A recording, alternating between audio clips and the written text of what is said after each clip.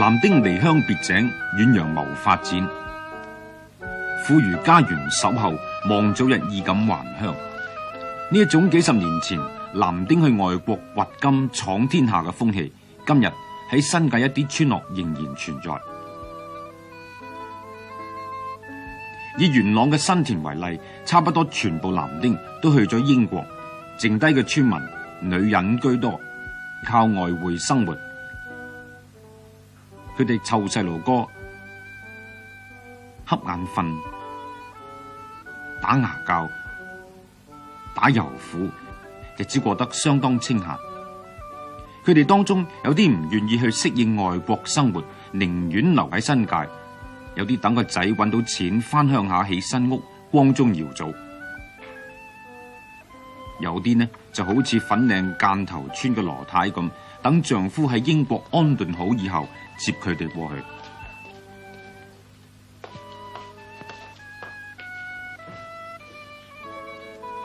目前羅太母子三人留喺香港，相依為命。佢每日湊咗細仔瞓晏覺，就去接大仔放學，順便喺村口等候丈夫英國嘅歸鴻。佢丈夫羅振華而家喺倫敦 Erith 區工作，佢同好多由新界去嘅村民一樣，用勞工紙入境，喺餐館做廚房，諗住揾到錢轉到移民，就申請一家人到英國團聚。至到12萬，由香港移民去嘅華僑，根據非正式統計，大約有65000，其中4萬幾住喺倫敦，其他分布喺曼徹斯特、伯明翰、利物浦同愛丁堡等地。呢幾萬個由香港移民英國嘅華人，10之8九嚟自新界，客家人佔多數。嚟到英國以後，大部分都係從事飲食業。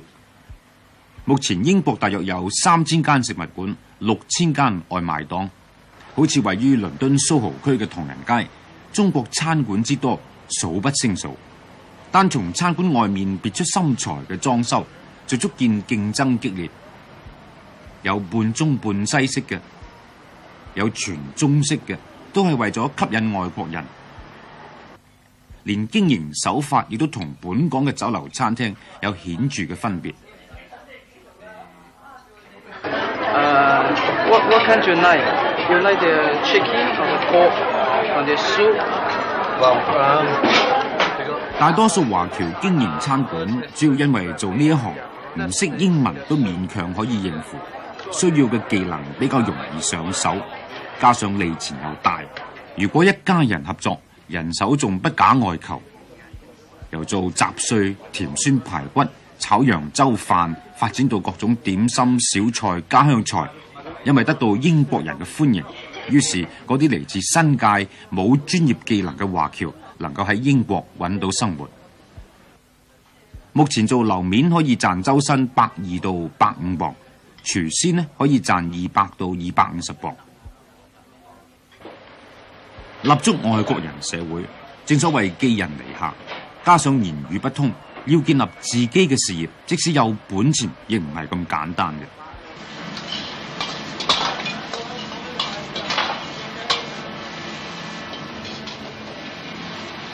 食物館嘅工作時間冗長，一日10幾小時，混喺廚房同餐館裏面，週末、週日同假期都一定要開工。倫敦嘅魚市場每朝5、6點就見買貨嘅人源源不絕。有本錢自己開餐館嘅華人，凡事仍然要親力親為。雖然收鋪已經午夜12點，但係好多朝5點鐘就起身，揸個幾兩個鐘頭車去魚市場買貨。由此可見，華僑喺英國揾生活實在唔容易。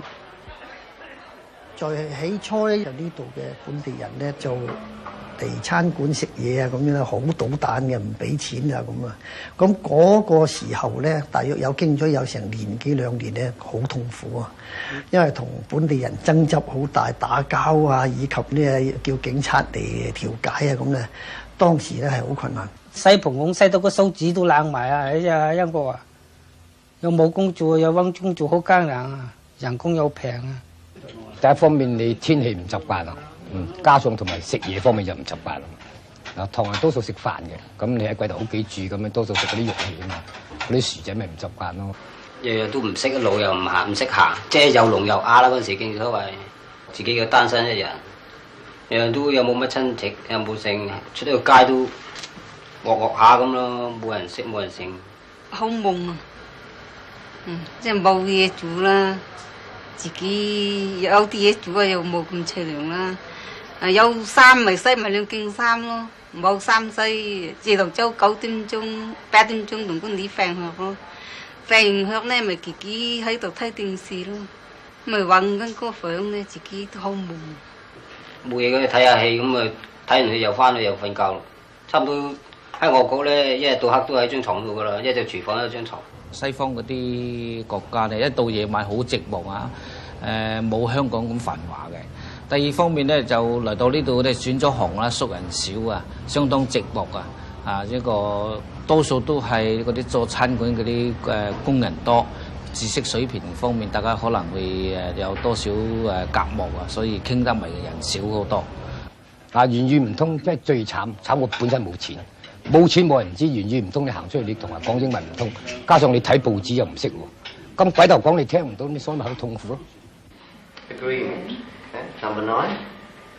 Question. Good. What did you think? 好多新界去嘅華僑，為咗解決言語不通文盲嘅痛苦，唯有硬着頭皮去學英文。呢班學生當中有做餐館嘅，亦有年過半百嘅。佢哋都試過因為唔識英文，以至去街唔識路，睇醫生亦都唔識同醫生講自己邊度唔舒服。要喺一個陌生嘅地方，一個屬於人哋嘅地方生根，係需要好多妥協，係需要無比勇氣嘅。點解香港會有咁多人選擇呢條途徑移居海外呢？咁咪冇辦法啦，香港嘢唔到做啊，更停更唔到啊，咁啊，咁啊走英國或者同人哋做餐館啊。因為當時香港咧1967年咧就好亂啊，咁我諗想下咧都係離開香港好啦，所以我決意就到海外。除咗嗰啲細蚊仔啊，嗰啲讀書前途方面啊，因為覺得英國嘅教育嘅方式方法咧比較先進啊，所以方便細蚊仔讀書。咁其次咧就覺得香港嘅治安方面啊，同埋前途方面咧都長遠嘅利益咧都係想向外發展，咁所以就移民嚟倫敦。英國方面咧，即係醫藥啦，同埋讀書啊、治安啊，同埋都幾好。細路哥讀書咧，就咩都唔使我哋即係擔心，就政府會同我哋安排。只要有一份好嘅職業咧，就其他都唔使多擔憂咁樣。冇錯，喺英國只要有一份固定嘅職業，克勤克儉，生活係可以過得相當安定嘅。好多香港去嘅華僑，無論做廚房、樓面，抑或雜工，都一樣。一條件係申請人必須喺嗰一區住過一段時間。假如申請人住屋環境過分擠迫，或者係有細路哥、有老人家嘅家庭，都可以得到優先考慮。僑居英國嘅華人家庭通常比較大，申請政府屋嘅時候，往往符合咗優先嘅條件，令到一部分本地人頗有微言。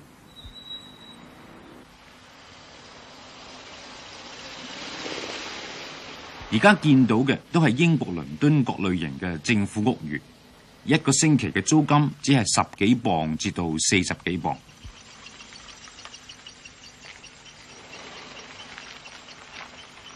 好似陳志光一家住緊嘅政府樓，係喺 Kingston Hill， 離開倫敦市中心只需要30分鐘車程。除咗外貌美觀、環境優美，屋裏面嘅實用面積呢，亦都有400幾尺，一廳2房，另外有廚房。不過喺英國嚟講，一家5口住已經算係人多㗎喇。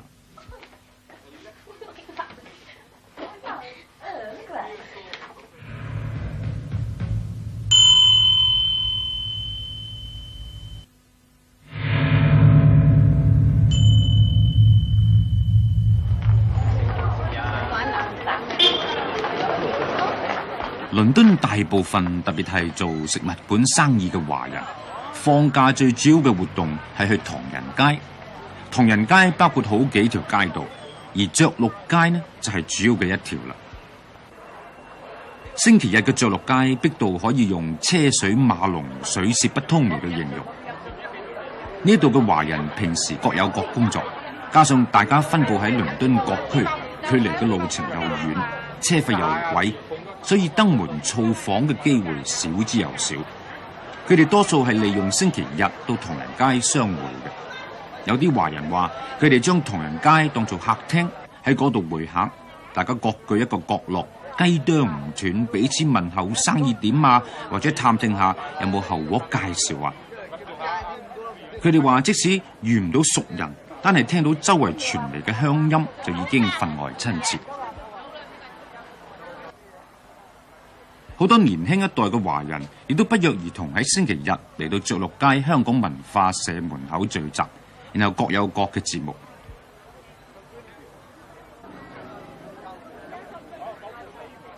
對老一代嘅華僑嚟講，平時好少去街，要等到星期日啲後輩先至得閒陪下佢哋。呢一日，唐人街嘅酒樓餐館坐滿華人，擠擁嘅情形同香港假日嘅酒樓不相伯仲。不過以香港嘅標準嚟衡量呢，無疑英國華人嘅生活係非常平淡嘅。唔識英文嘅華人精神寄託更加有限。唐人街有幾間書店為佢哋提供部分精神糧食。呢啲書店出售專門報道香港娛樂圈消息嘅畫報，廣受華人歡迎。同時呢，有訂購本港幾份暢銷嘅報紙，價錢貴過香港4倍，都仍然有供不應求嘅現象。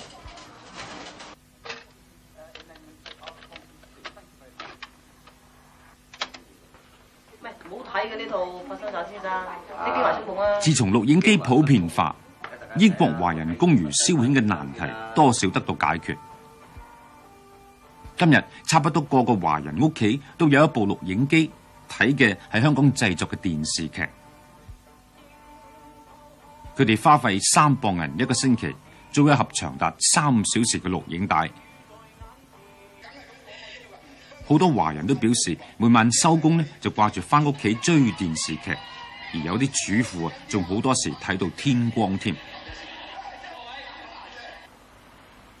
當然應運而生嘅就係呢一類專租錄影帶嘅鋪頭啦。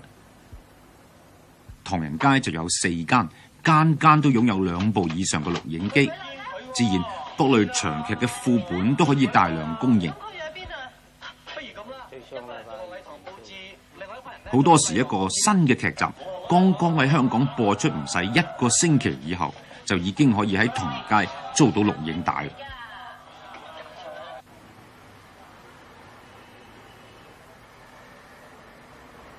雖然錄影帶唔多唔少搶走咗唐人戲院嘅部分觀眾啊，但係因為唐人戲院放映嘅大多數係港產武打片，所以亦都有一定嘅捧場客。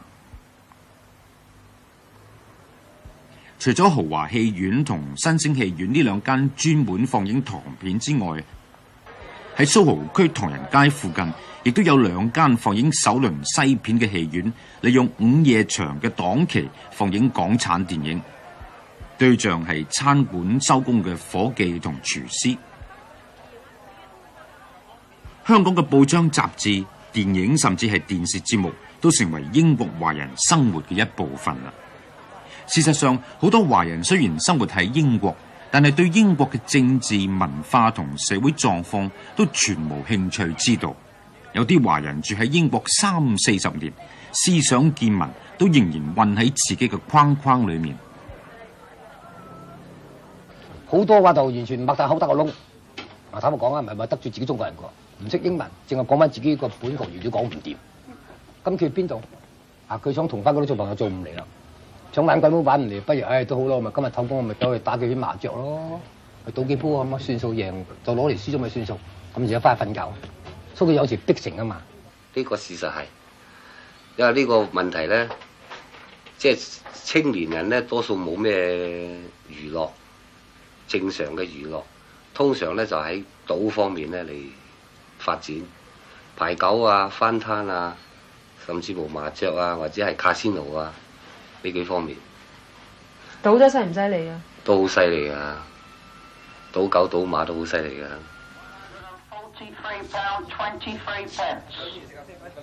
有人話有中國人嘅地方就有賭博，喺英國亦都唔例外。由於生活苦悶，賭博更加變成部分華人唔可以缺少嘅娛樂。唐人街裏面相隔一條街就有2間外圍投注站。呢一間喺着陸街嘅，每日午飯以後就其門如市。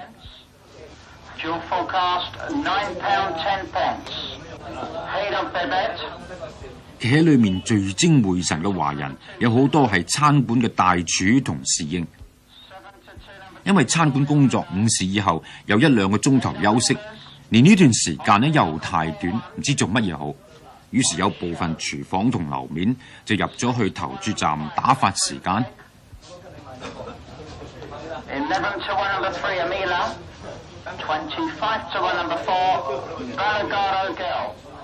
有啲華人雖然唔識英文啊，但係刨起英文馬經九經呢，就比好多英國人仲在行。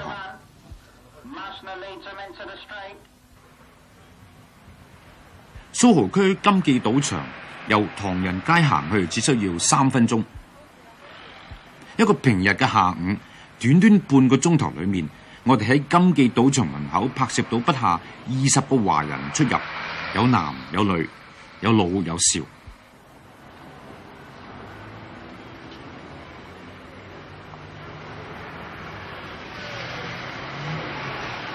呢一間由英國人開、有正式牌照嘅賭場嘅公關經理話，金記係倫敦最多華人幫襯嘅賭場，70%以上嘅會員係華人。賭場裏面掛住幾幅畫，上面用中文寫住金記向會員祝賀嘅新年賀詞，由此更加證明金記賭場嘅常客華人係佔大多數嘅。呢度賭嘅全部都係西方嘅玩意，好似21點同輪盤。因為賭場要維護會員嘅權益，所以營業時間賭場裏面呢係唔可以進行拍攝嘅。不過可以想象到呢啲華人全神貫注，將辛苦賺翻嚟嘅英鎊做注碼嘅情形。多數而家華人多數轉向去卡仙奴多啦，卡仙奴。點解咧？點解唔去咧？卡仙奴嗰啲乾淨啲啦，嚇空氣好啊。一嚟又贏大錢啊，容易啦。二嚟咧有啲安全感，一贏到錢就唔怕人哋勒索。西人嘅卡仙奴咧，即係有牌有證嘅咧嘅卡仙奴咧，就比較方便啲華人好多，就容易啲入佢會員咁啦。自從82年7月勝利俱樂部縱火案發生以後，倫敦唐人街嘅華人俱樂部已經遠近馳微。今日非法嘅賭博活動活躍如昔，每逢中午餐館休息、午夜酒樓閂門，俱樂部生意就特別好。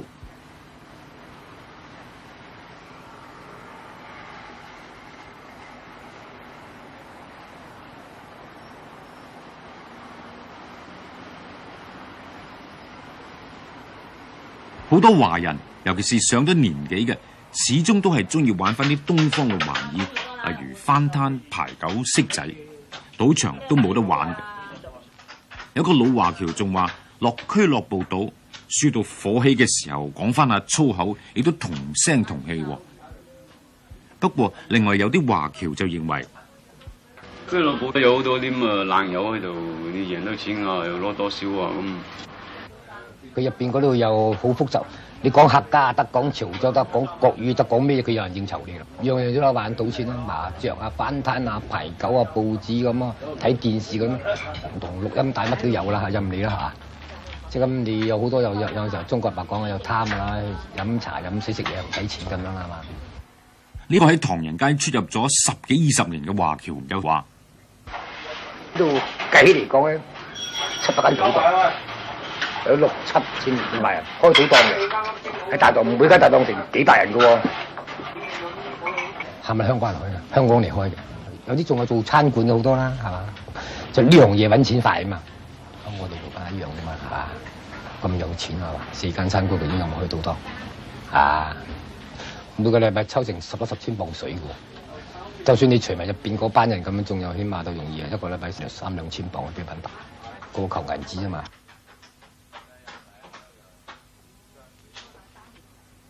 除咗大字標題嘅華人俱樂部，據說唐人街仲有好多地方可以進行賭博活動，中親會同鄉會就係其中2個例子啦。呢間掛住餅店招牌嘅鋪頭，窗廚放咗一部鋪滿塵嘅做餅機，但係啲街坊話從未見過佢陳列過麵包西餅嘅。當地一位新聞從業員同老華僑林伯都分別話俾記者知，呢間鋪頭裏面呢係麻雀館，經常有華人入去耍樂。總之，英國人喺唐人街開賭場，揾華人嘅錢，華人本身呢亦都喺唐人街開俱樂部揾自己華人嘅錢。倫敦華人社區中心嘅社工表示，英國華人社會因為嗜賭而造成嘅社會問題已經漸見顯著啦。勝利俱樂部縱火案以後，好多人都傳倫敦唐人街比以前複雜咗，究竟係唔係呢？縱火案涉及越南人，究竟越南華僑同香港移民去嘅華人生活上、工作上有冇利害衝突呢？英國華人社會新一代面臨抉擇，家庭同學校之間無論語言、道德觀、價值觀都有分歧，何去何從呢？佢哋嘅父母又準備點樣面對呢？